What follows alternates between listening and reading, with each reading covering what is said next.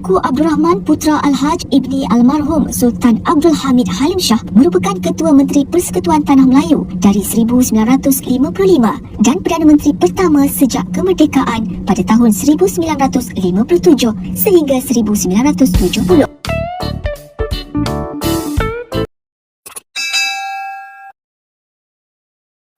Pembentukan Malaysia pada tahun 1963 merupakan salah satu daripada pencapaiannya yang teragung.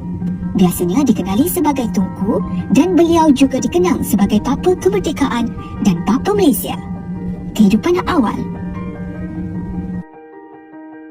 Dilahirkan di Istana Tiatangga Alustar Kedah yang lebih dikenali sebagai Istana Pelamin, Tunku merupakan anak lelaki yang ketujuh dan anak yang ke-20 kepada Sultan Abdul Hamid Halim Shah, Sultan Kedah yang ke-24.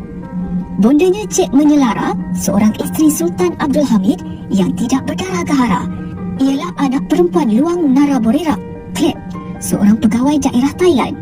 Kelahiran Tunku disambut secara biasa sahaja kerana beliau bukan bakal pengganti Sultan Kedah. Pengganti Sultan Kedah, Sultan Badli Shah Ibni Sultan Abdul Hamid, telah pun berumur 30 tahun pada ketika itu. Semasa kecil, Tunku dipanggil Awang kerana rupa parasnya yang tidak sesegak adik-beradiknya yang lain. Beliau bebas bermain di luar istana dan pernah membentuk pasukan bola sepak kampung. Tunku biasa mengendap burung dan lastik serta bermain lumpur sehingga menghidapi penyakit burung di kakinya. Latar belakang pendidikan. Tunku mendapat pendidikannya pada 1909 di sebuah sekolah rendah Melayu di Jalan Baharu, Alustar. Biasa berbahasa Siam di rumah. Beliau belajar bahasa Melayu di sekolah itu. Seorang guru pula datang ke rumahnya untuk mengajar bahasa Inggeris. Tunku kemudian berpindah ke sebuah sekolah kerajaan bahasa Inggeris yang kini dinamakan Kolej Sultan Abdul Hamid. Di sini beliau belajar di sekolah pada waktu siang dan membaca Al-Quran pada waktu petang.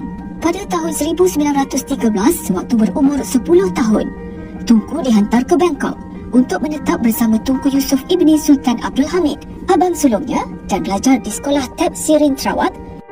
Pada tahun 1915, Tunku pulang dan meneruskan pendidikannya di Penang Free School. Antara gurunya ialah H.R. Chi Siman dan S.M. Zainal Abidin. Seorang yang aktif, beliau menyertai pengakap dan kor kadet. Pada tahun 1919, ketika berumur 16 tahun, Tunku menerima beasiswa Negeri Kedah untuk melanjutkan pendidikannya di College St. Catherine di University Cambridge. Beliau merupakan penuntut pertama untuk menerima pendidikan di United Kingdom di bawah tajaan Kerajaan Negeri Kedah. Ketika Tunku tidak dibenarkan tinggal di asrama St. Catherine kerana dasar apatih masih diamalkan, beliau membantah kepada William Peel, penasihat British kepada Kedah. Akhirnya, pengetua sekolah itu terpaksa meminta maaf. Mula-mulanya, Tunku mengambil jurusan undang-undang bersama rakannya Ivor Jennings, Sir H.V. Davis dan George Brown, tetapi kemudian bertukar kepada jurusan sastra atau sejarah. Beliau suka bersiar-siar dengan motosikal, rally sport dan kereta mewah dan melakukan 28 kesalahan trafik jalan raya. Semasa berada di Cambridge, Tunku tidak dapat menduduki peperiksaan akhir ijazah sarjana muda sastra kerana terlupa jadual waktu peperiksaan. Dengan bantuan dan kerjasama daripada sahabatnya, Taib Andak, beliau memperolehi ijazahnya pada tahun 1925.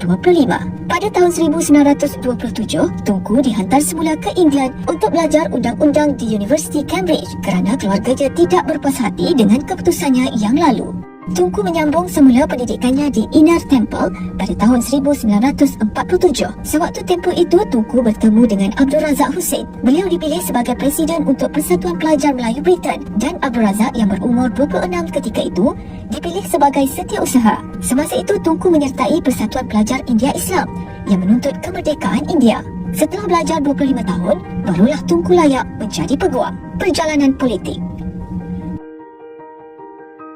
Selepas pulang ke Malaya pada tahun 1949, Tunku ditugaskan untuk bekerja di sebuah pejabat pegawai undang-undang di Alustar.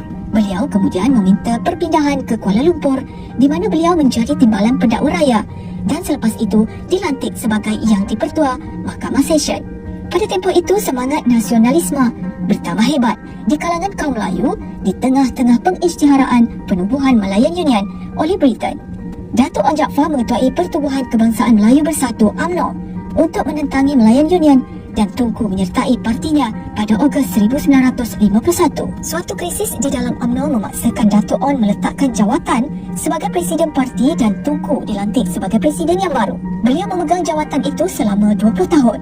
Apabila pengganas komunis melancarkan pemberontakan bersenjata dari pangkalan hutan, pengasas dari Presiden UMNO Dato' On Jaafar merasakan keperluan untuk keharmonian kaum dan parti politik bukan komunal. Perhimpunan Agung diadakan di Kuala Lumpur pada Ogos 1951 dan Dato' On telah menyatakan bahawa jika cadangannya tidak diterima dalam mesyuarat ini, beliau akan meletakkan jawatan. Pemimpin Melayu semasa membincangkan krisis itu mengakui bahawa mereka mesti mencari pengganti kepada Dato' On. Pada masa itu, kualiti dan kemampuan Tunku sebagai pemimpin hampir tidak diketahui di luar Kedah. Akhirnya, 3 calon termasuk Tunku dicadangkan untuk dicalonkan untuk jawatan Presiden jika On meletak jawatan. Tunku menerima 57 undi dan saingan terdekatnya mempunyai 11. Dalam ucapan penerimaannya, Tunku menuntut supaya kemerdekaan diberikan kepada Malaya secepat mungkin. Di mata purata ahli UMNO, Tunku adalah yang pertama dan paling utama adalah saudara lelaki Sultan Kedah dan seorang anggota rumah diraja yang membawa beberapa prestij dalam Malaya. Tunku telah memperoleh banyak pengalaman sebagai pegawai daerah di Kedah yang membolehkan beliau memahami dan bersimpati dengan masalah penduduk luar bandar yang membentuk sebahagian besar keahlian UMNO. Laluan kemerdekaan.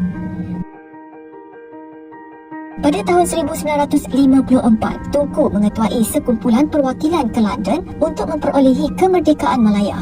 Bagaimanapun percubaan sulung itu tidak berjaya. Pada tahun yang berikut, pilihan raya persekutuan yang pertama diadakan. Parti Perikatan yang pada saat itu merupakan parti campuran UMNO dengan MCA memenangi 51 daripada 52 kerusi yang ditandingi. Tunku dilantik sebagai Ketua Menteri Malaya yang pertama. MIC yang mewakili kaum India kemudian menyertai Parti Perikatan pada tahun 1955. Pada tahun 1955, Tunku membuat lagi satu perjalanan ke London untuk berunding tentang kemerdekaan Malaya. Pada kali ini beliau berjaya dan 31 Ogos 1957 diputuskan sebagai tarikh kemerdekaan.